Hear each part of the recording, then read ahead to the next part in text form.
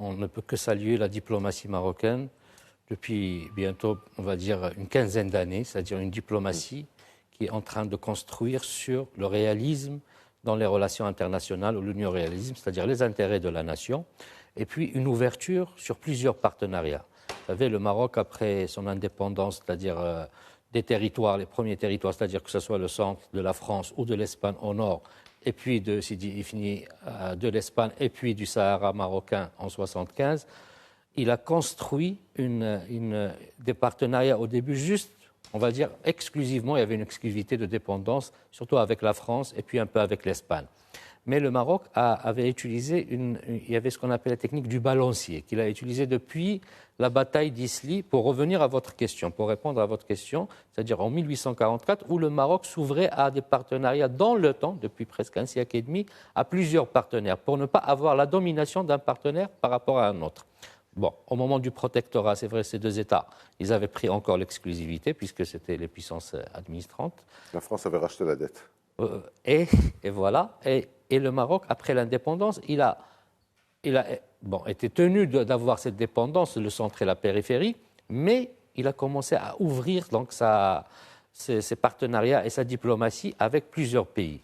Pour ce qui est de l'Espagne, si vous voulez, on peut revenir. L'Espagne, depuis une dizaine d'années, c'est le premier partenaire commercial du Maroc, parce que la France reste le premier partenaire économique du Maroc. Parce que dans le partenariat économique, il y a plusieurs choses. Il y a les investissements directs étrangers, il y a les partenariats, c'est-à-dire financiers, et il y a le partenariat commercial économique. L'Espagne est un partenaire commercial du Maroc. C'est le premier depuis presque 10 ans, depuis 2012-2013.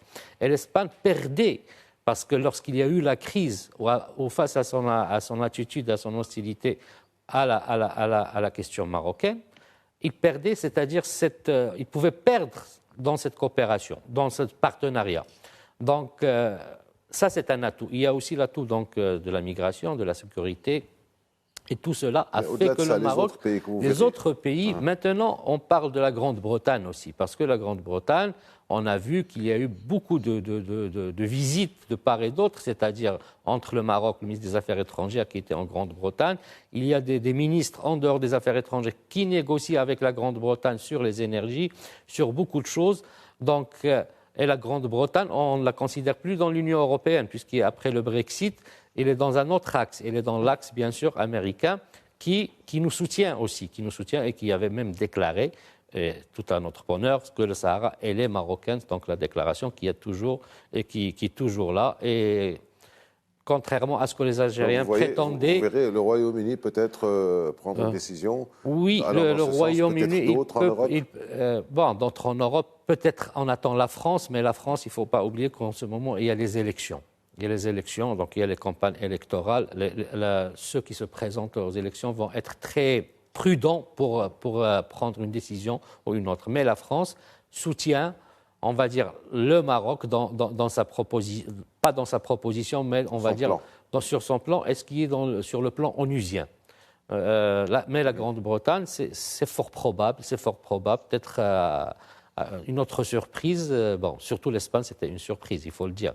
On l'attendait peut-être, mais pas que ça vienne en ce moment-là. Donc c'était une décision, mais espérons que la Grande-Bretagne va prendre le même chemin.